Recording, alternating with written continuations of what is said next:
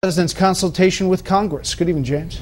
Brett, good evening. A senior State Department official told me today that the president's decision to use force in Syria is in no jeopardy of being overturned by the vote in Congress that the president has requested for the week after next. Rather, the aide made clear the strikes will go forward even if Congress rejects the use of force. That, the aide said, was the point of the president's speech containing the language it did, in which Mr. Obama asserted his legal right to proceed without congressional authorization. Other senior officials outside of this building weren't confirming that, only telling reporters, as our Ed Henry just related, that the door is being kept open for that.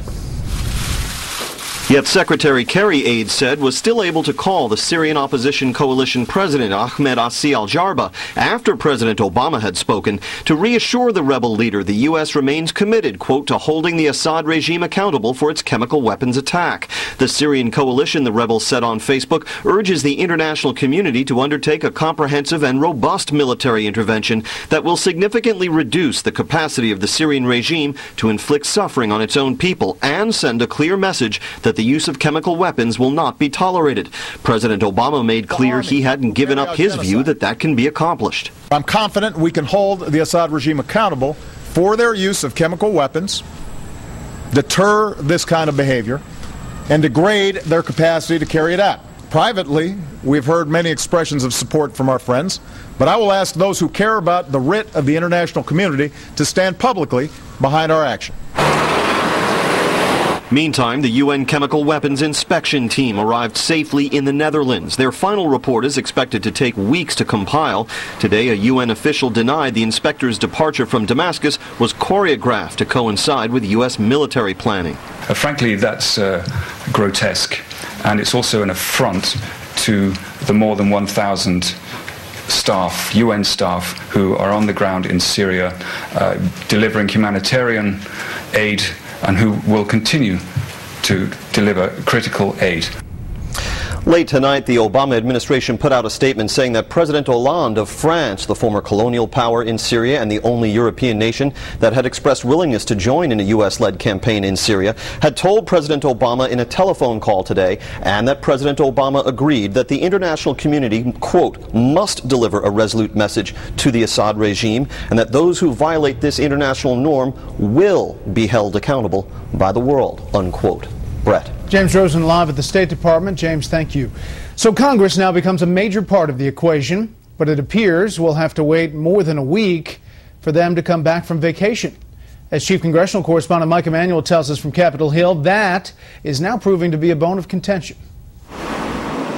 After bipartisan House members sent a letter to President Obama asking him to call them back for an emergency session and complaints about a lack of specifics from the Obama administration, Congress will get to debate military action in Syria.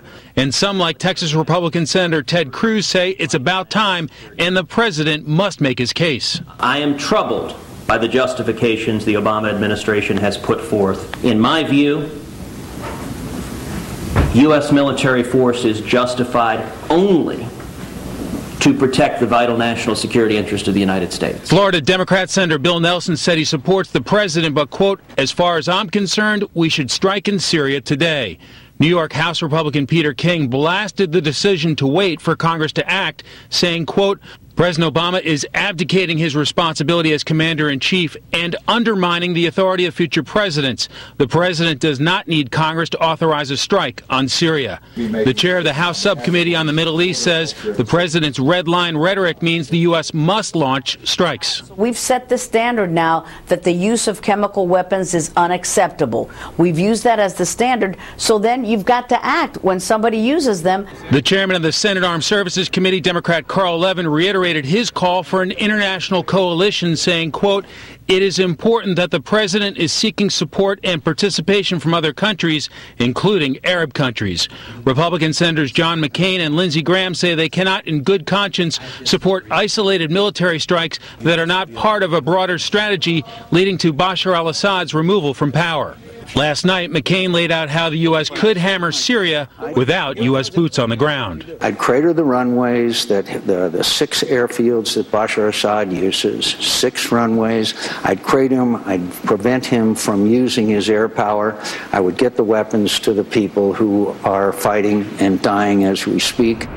Ohio Republican Congressman Mike Turner says he is a no vote on military action until Mr. Obama removes the burdens of sequestration from the military.